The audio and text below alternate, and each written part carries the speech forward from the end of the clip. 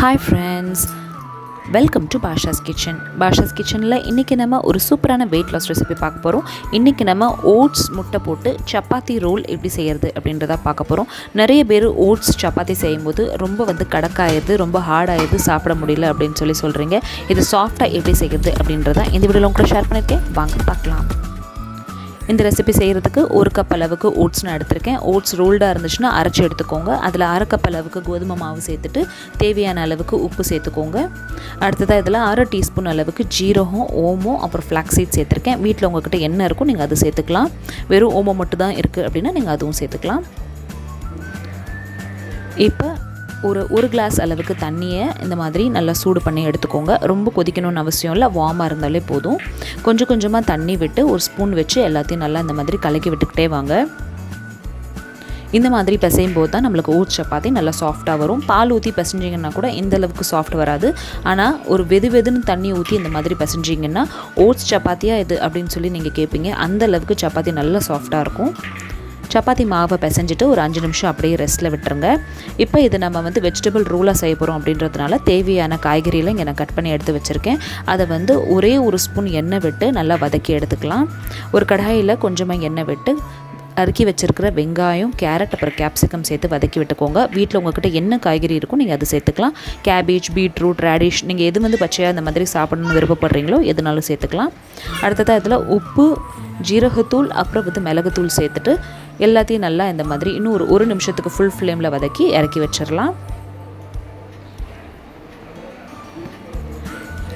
அடுத்ததான் இப்போ முட்டை ரெடி பண்ணிக்கலாம். முட்டை ரெடி பண்ணுறதுக்கு இங்கே நான் வெள்ளை முட்டை மட்டும் எடுத்திருக்கேன். உங்களுக்கு எல்லோவும் சாப்பிடணும் அப்படின்னு நினச்சிங்கன்னா நீங்கள் எல்லோவும் சாப்பிட்டுக்கலாம். இது நீங்கள் லஞ்சுக்கு சாப்பிட்றீங்கன்னா கண்டிப்பாக எல்லோ இன்க்ளூட் பண்ணிக்கோங்க. இதை நான் இன்றைக்கி டின்னருக்கு சாப்பிட போகிறேன் அப்படின்றதுனால எல்லோவை ஸ்கிப் பண்ணிவிட்டேன், ஒயிட் மட்டும் எடுத்திருக்கேன். இப்போ நம்ம பிசைஞ்சு வச்சுருக்கிற மாவை எடுத்து நல்லா இந்த மாதிரி ரோல் பண்ணிக்கோங்க. ரொம்ப மெலிசாக ரோல் பண்ணாமல் நல்லா பராட்டா மாதிரி ரோல் பண்ணிக்கோங்க. வெள்ளை முட்டையில் கொஞ்சமாக உப்பு, அப்புறம் மிளகுத்தூள் சேர்த்து நல்லா பீட் பண்ணி எடுத்து வச்சுருக்கேன்.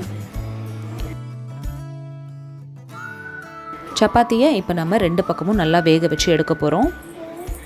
ஒரு 3-4 நிமிஷம் ஆகும் இது ஒரு பக்கமும் வேகிறதுக்கு.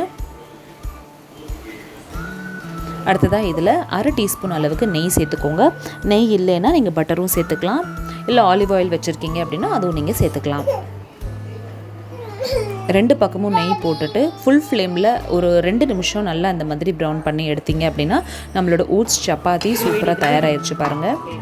உங்களுக்கு முட்டை போட்டு சாப்பிட பிடிக்கலனாலும் நீங்கள் அதே மாதிரி இதை அப்படியே ரோல் பண்ணியும் சாப்பிட்லாம். முட்டை போட்டு சாப்பிட்டா என்ன ஆகும் அப்படின்னு பார்த்தீங்கன்னா நல்லா டேஸ்ட்டு நல்லாயிருக்கும். அதே மாதிரி நம்ம நல்லா ஃபில்லிங்காகவும் இருக்கும். ஸோ முட்டை வெள்ளையே அந்த மாதிரி போட்டுட்டு அது மேலேயே இந்த சப்பாத்தியும் வச்சுட்டு இதை 2 பக்கமும் நல்லா வேக வச்சு எடுத்துருங்க. நம்ம பிரெட் ஆம்லேட் செய்வோம் இல்லையா, அதே மாதிரி தான். அவ்வளோதான், நம்மளோட முட்டையும் சப்பாத்தியும் தயாராகிடுச்சு. இப்போ நம்ம இதுக்கு உள்ளே ஸ்டஃப் பண்ணுறதுக்கு எல்லாமே ரெடி பண்ணிடலாம். ஸ்டஃபிங்க்கு ஒரு 1/2 டீஸ்பூன் அளவுக்கு கெச்சப் எடுத்திருக்கேன். இது ஆப்ஷனல் தான், உங்களுக்கு வேணான்னா நீங்கள் சேர்த்துக்க வேண்டாம். அடுத்ததாக தேவையான காய்கறி எல்லாத்தையும் இந்த மாதிரி இதில் ஒரு சைடாக வச்சிடலாம். இப்போ இதை நம்ம ரோல் பண்ணிடலாம்.